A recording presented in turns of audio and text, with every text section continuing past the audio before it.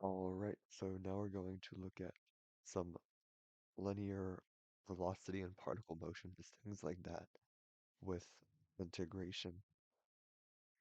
So some key things to note that the integral of velocity is the distance. So integrate v of t dt, you get your position function, so that's s of t, or sometimes x of t, and you can integrate the acceleration function to get your velocity function. So, so when you take the derivative of velocity, you get acceleration, and so when you integrate acceleration, you get velocity. So, and of course, you're going to have your constant terms, and so you have to solve for those. So let's do a couple of these problems.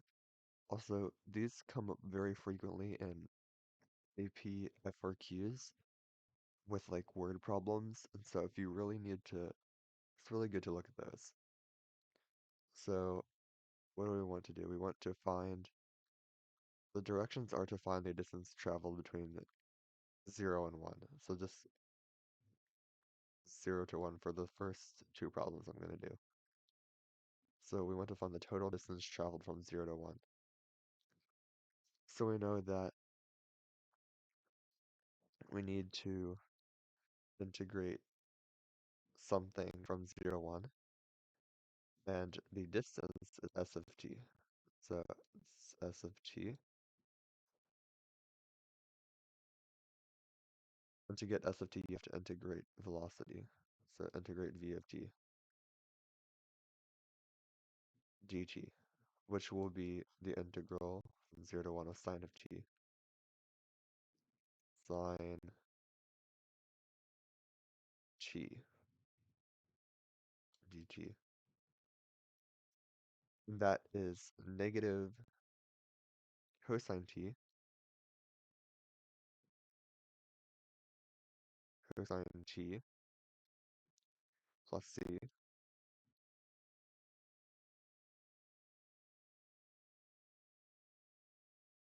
And we're gonna not look at these bounds of integration for now. Um, we're just gonna try and solve for this c. So this is cosine t, and s of pi is negative 2. So we have negative 2 and negative cosine pi. So cosine of pi is negative 1. So that's going to be positive 1 plus c is negative 2. Subtract 1 from both sides. C is equal to negative 3. So now we have our position function is negative cosine t minus 3. And then we want to find from 0 to 1. Not trying to find the net distance, but it's still good to have this equation.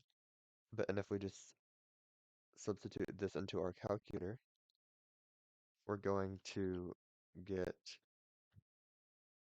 about 0.4596.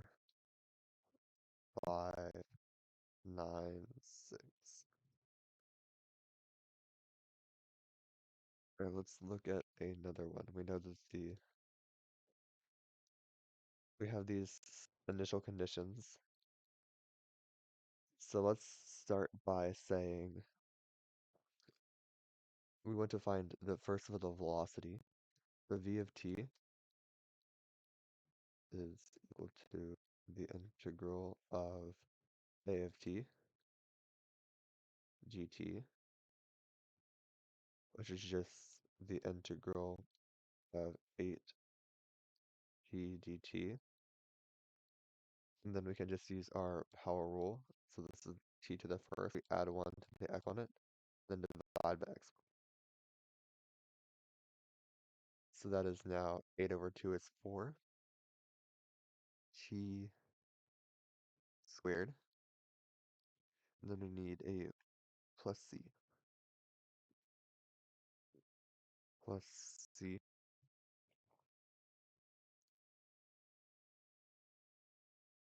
We don't know what this is, so we're going to call this c1, and this is v of t. So if this is v of t, we need to integrate v of t to get our position with respect to time. So that's just s of t. We just integrate this with respect to dt again. And so we're going to do the exact same thing one more time. So this is just t to the 0. And so we're going to add 1 to the exponent, divide by that exponent, and then we're going to add 1 to this exponent and divide by this exponent. That's the power rule for integration. So this is now 4p cubed over 3 plus, I'll just say c1t plus c2. So now we have our position with respect to time function, but now we need to actually find out these constants.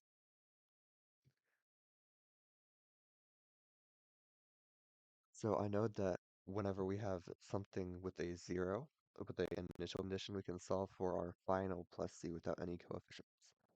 And I know it's going to be negative 6, but I'm just going to show you the substitutions. F of 0 is going to be 4 times 0 cubed over 3 plus something times 0 plus c is going to be equal to negative 6 plus c, this is c2. And so this is 0, this is 0. So now we know that c2 is equal to negative 6. And now we can use our other condition, s of 1 is 22/3, and solve for c1. So now we have s of 1 is equal to 4 times 1 cubed is 1 over 3 is just 4/3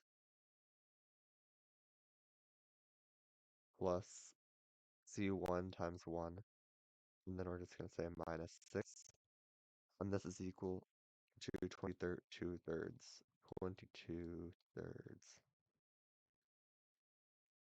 And now you just solve, and you get that c1. You add 6 to both sides, you subtract 4/3 from both sides, you get c1 is equal to 12. And so you get your final equation that s of t is 4/3 t cubed plus 12t minus 6.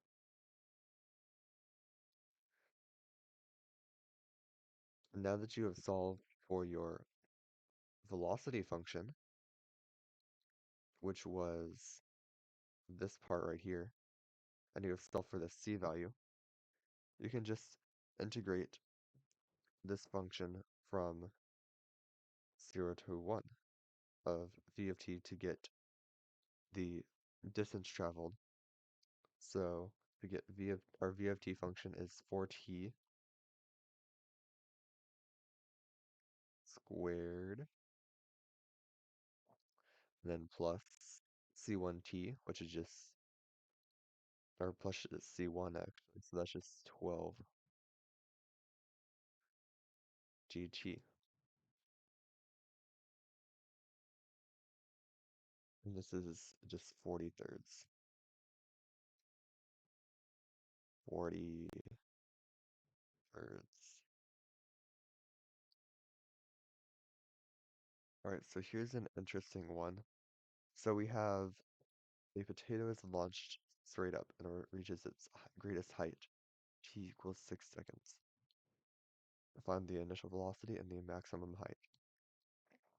So we're gonna just assume that everything is on Earth.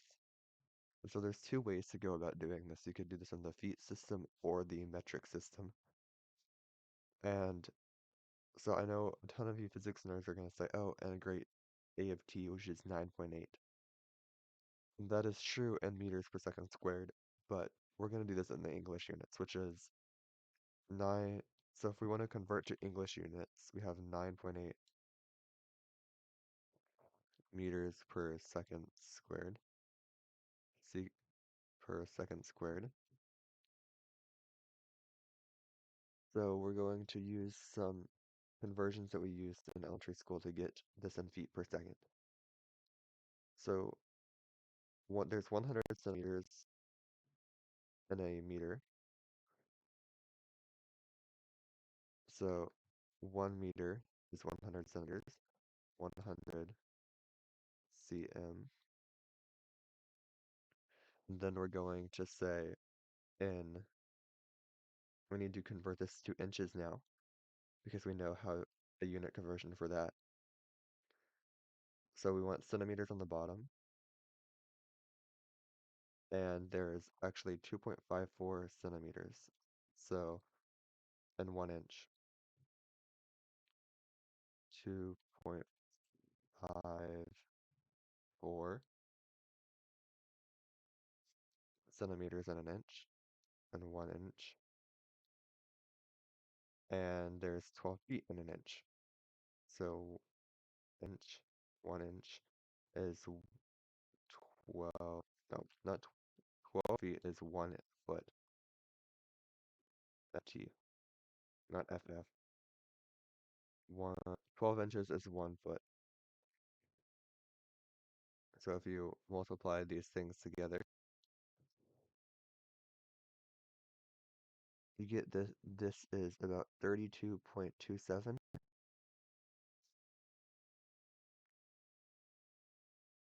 I'm just gonna say 32 feet per second squared.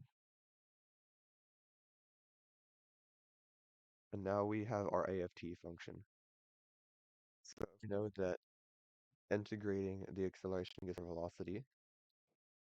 We just integrate AFT, and because this is a parabola, we're gonna fire a potato. Some angle is gonna go like this. And so there's gonna initial velocity, it's gonna slow down because of drag, and then it's going to stop. Here we have its greatest height. So this is 6 seconds. And at this point, the velocity is now 0 because we've briefly the y velocity is 0 because we're not going up anymore and we're changing direction. So we're velocity was up and then now it's going down. So at that point it's 0. So and we know that our initial position, let's just call this initial position 0. So we're just going to kind of write these numbers beside. So S of 0 is 0, and V of 6 is 0. So now let's integrate. So we're going to integrate our negative 32 because it's downwards. And we said, so this is just negative 32t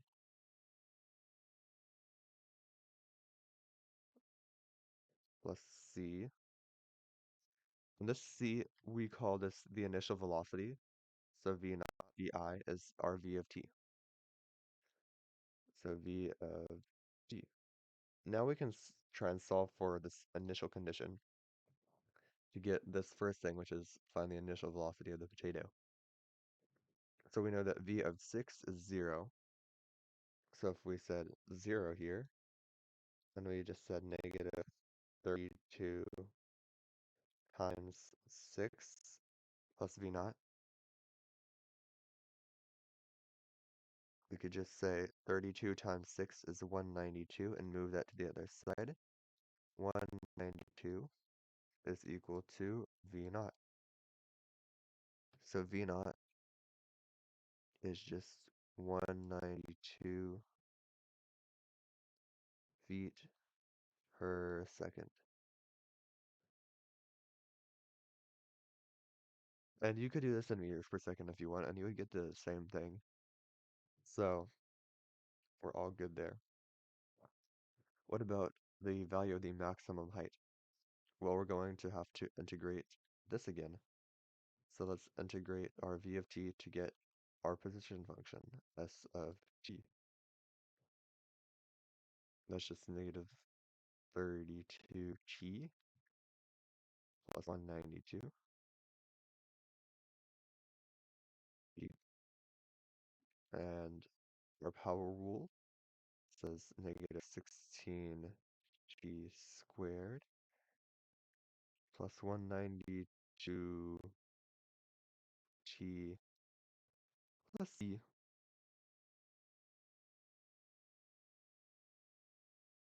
And we know that s of 0 is 0, so we don't have a plus c. So now we need to find the value at 6, though.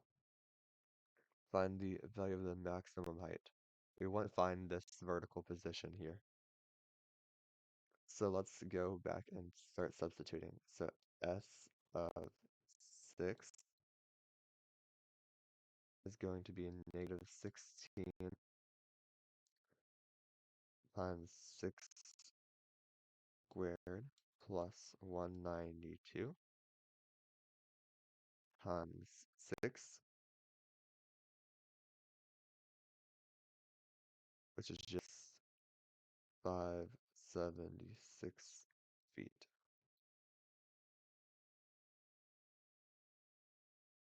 And that is it. Alright, now we have an AP style free response question over here. So find the average velocity on the interval t equals 1 and t equals 8. Well, we know how to find the velocity.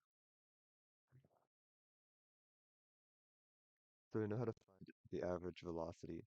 And so this is more like an algebra question, because if we have this s of t function, average velocity on interval will just be the slope of the secant line. That was a bit of a bad example, but if we wanted to find the average velocity here and here, the average velocity is just the slope of this line. Just rise over runs over that interval. So all we would have to do is we would have to just say, let's take s of 8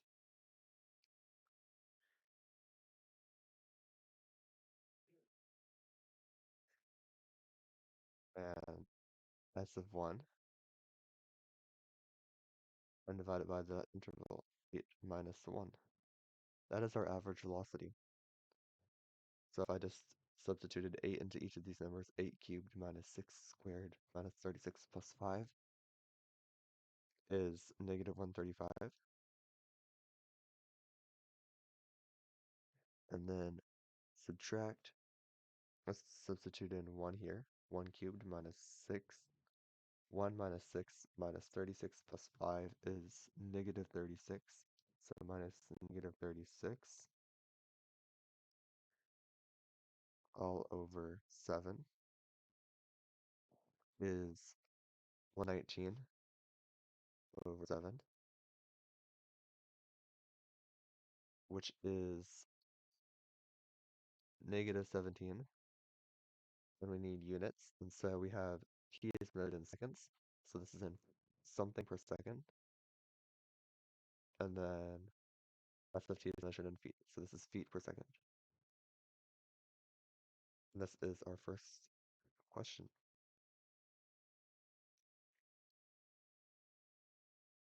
All right, the second one asks, when is the particle moving to the left? So that means the particle will have a negative velocity. So we have our position function. And so instead of integrating, we're going to take the derivative here. So s of t, s prime of t is equal to v of t. And so let's just take the derivative.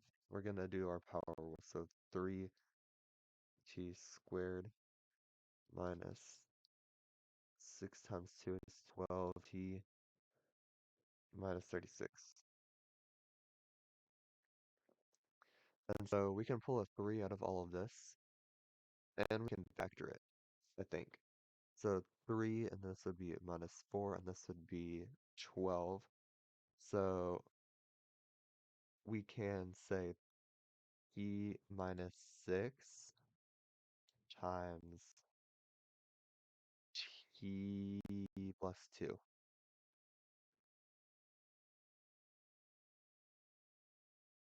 And if you can't do that in your head, you could write out the 3 times minus 4 and minus 12, and this is equal to 0.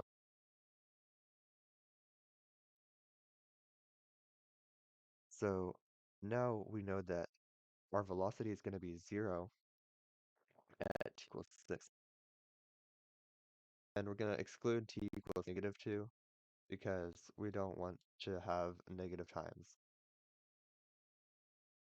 And we're trying to do this because at that point, at a point that t changes sign, or I'm sorry, v of t changes sign, that means it's going to be switching from right to left. So if this is our velocity function and this is our x-axis, here it's going right, right, right, right, right, right, and then it would be going left. This is our velocity function. So we now have when it might change sign, and now we need to actually try these values. We need to try some values. So at t equals 6, we know that v of t is 0 and s of t.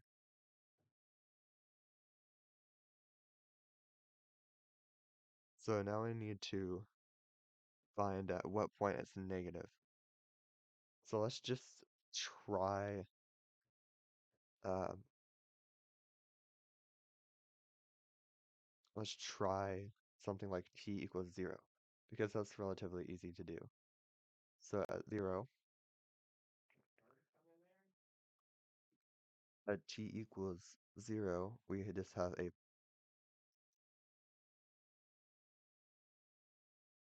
t equals 0.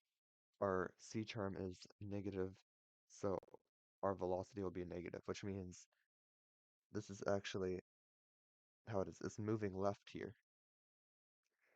So our s of t will be going, technically not down, it's left. And so over here, something greater than 6, um, 7. So 7 squared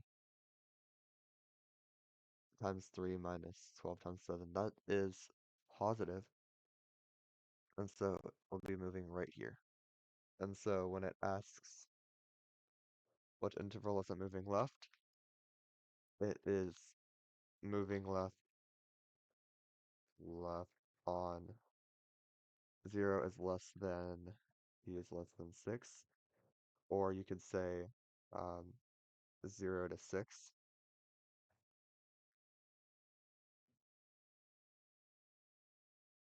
I'm going to expand the text box here because let's figure out why. We know that when it's moving left,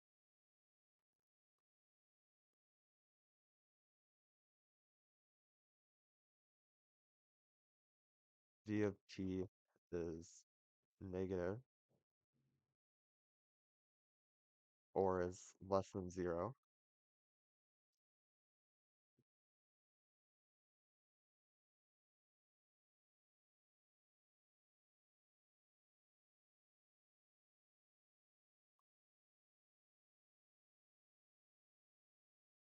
this is very a roundabout way of doing it.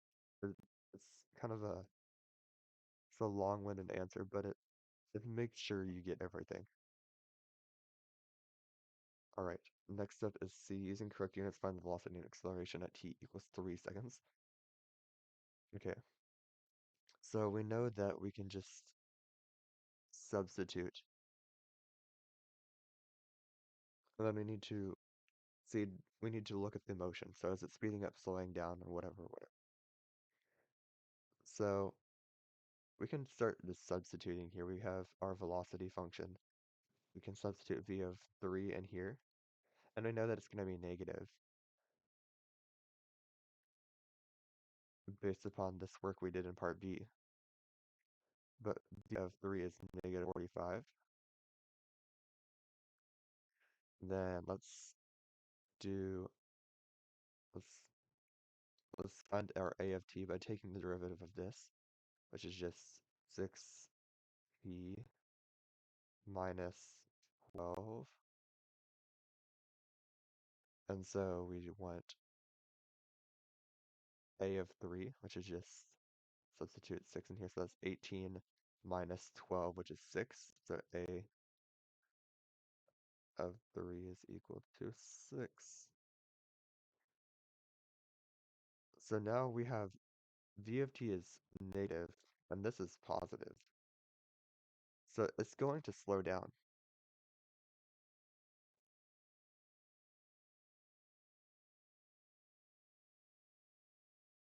T equals 3 because the velocity is negative and the acceleration is positive. And so when you have a negative velocity and a positive acceleration, it's going to be slowing down. And in the same way, other way around, if it has a positive velocity and a negative acceleration, it will be slowing down. If the velocity and acceleration do not agree, it is slowing down. All right, so now we need to find the maximum velocity. So the maximum velocity, when you want to find a maximum, you take the derivative and set it equal to 0. So we have our velocity function from before, and we take the derivative of that, and that's just 6t minus 12. So v prime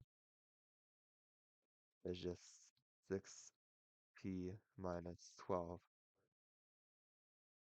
And now we want to set it equal to 0, because just finding the maximum is you take the derivative and set it equal to 0, and so this is at t equals 2. So now there's a couple of possible ideas. So we have one point when the velocity is 0, but we could have the endpoints be higher. So we have to also test the endpoints. So we want to look at t equals some value and what our v of t is. So we want to look at 0. This is from 0 to 8 seconds. And so we're going to test our head value of 2 and our 8. And so if we substitute this into our regular velocity function from before, which is 3t squared minus 12t minus 36, you get negative 36, you get negative 48, and positive 60. So this is not actually our maximum velocity, this is our minimum velocity on this interval, which is why you need to test these values. And so the maximum velocity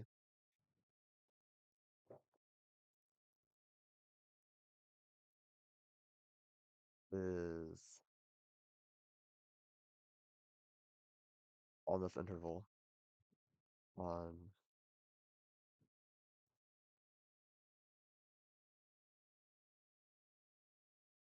at t equals 8 and is at 60 feet per second.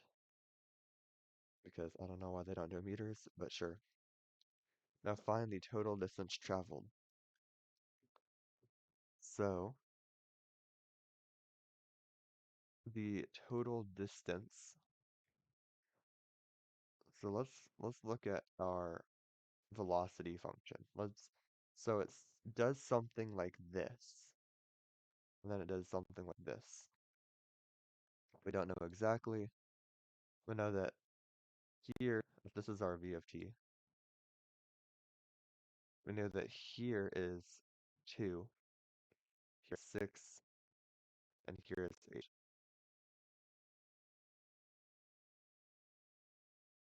We know that it has this maximum velocity here, and technically this isn't at the y-intercept, so something like that. So we want to find the total distance. And so we have our position function. So we just need to take the absolute value of some of these differences. So let's try and work this out. So on this interval from, this is 1 to 8, so we're gonna start here. And so we want to find here to here, we want to find this value. And so we can just say s of 6 minus s of 1 for this interval and take the absolute value because we want the total distance. And then we're going to add this to this area, which is just s of 8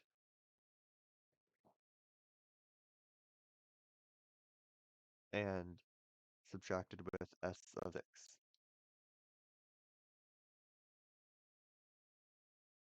And so we can substitute these in, and this is